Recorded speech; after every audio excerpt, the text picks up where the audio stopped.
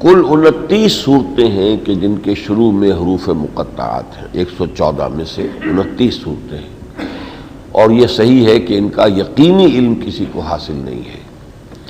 اب یہ ایک راز ہے اللہ اور اس کے رسول کے مابین، یہ تو ہے ہماری عام رائے۔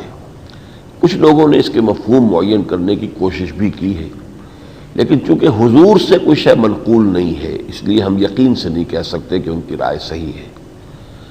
حالانکہ بہت بڑے صحابی ہیں عبداللہ ابن عباس، انہوں نے کہا الف لام میم کا مطلب ہے انا اللہ اعلم۔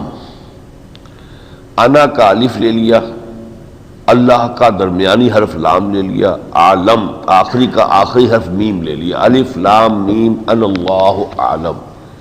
یہ ایک رائے ہے ان کی، حالانکہ وہ صحابی ہیں، لیکن ان کی رائے کو بھی اس طرح سے قبول نہیں کیا گیا کہ یا تو حضور نے فرمایا ہوتا تب تو بات تھی۔ تو اس میں بہتر یہ ہے کہ قبول کیا جائے کہ بس یہ اللہ کے ان کے راز ہے۔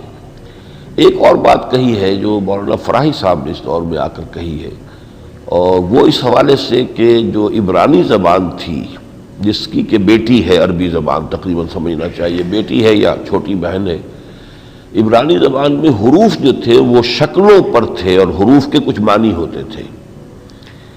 تو مثلاً توئے کو سانپ کی طرح لکھا گیا ہے، اور تو جہاں ہوگا اس میں وہ سانپ کی سی ایک شکل آ جائے گی، اس کا پھن ہے۔ اور چنانچہ یہ تا ہا تا سین تا سین میم، یہ ان صورتوں کے شروع میں آئے ہیں کہ جن میں حضرت موسیٰ علیہ السلام کا معجزہ سانپ بننے والا جو ہے مذکور ہے۔ جیسے نون ہے، نون کو مچھلی کی طرح لکھتے تھے، مچھلی ہے وہ نقطہ آنکھ کے مانند ہے، اور نون کے معنی بھی عربی زبان میں مچھلی کے ہیں۔ وَظَنُّونَ، اور مچھلی والا حضرت یونس علیہ السلام کو کہا گیا ہے، تو نون گویا کہ مچھلی کے طرز پر تھا۔ تو ایک کوئی مناسبت بعض صورتوں کی اس حوالے سے بن جاتی ہے کہ یہ سورہ قلم ہے، نون والقلم وما یسطرون ما انت بنعمت ربک، اس کے آخر میں آتا ہے وہ ولا تکن کصاحب الحوت، اے نبی آپ صبر کیجئے اور مچھلی والے کے مانند نہ ہو جائیے، انہوں نے جلدی کی تھی۔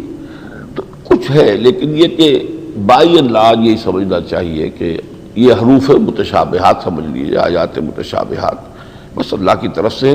یہ معلوم ہوتا ہے کہ پچھلے زمانے میں یہ ان حروف کا استعمال جو ہے وہ ایک اسلوب تھا، it was a style known to all. اگر بالکل یہ غیر معروف ہوتا تو پھر صحابہ سوال کرتے حضور سے کہ یہ کیا ہے، یہ کیوں ہے، لیکن معلوم ہوتا اسٹائل تھا۔ جیسے یہ جو ہے نا سلطان باہو کا شعر، الف اللہ چرمبے دی بوٹی، اب الف یہاں کائے کو آ گیا، الف اللہ چرمبے دی بوٹی دل وچ لائی ہو ہے مرشد دل وچ لائی ہو۔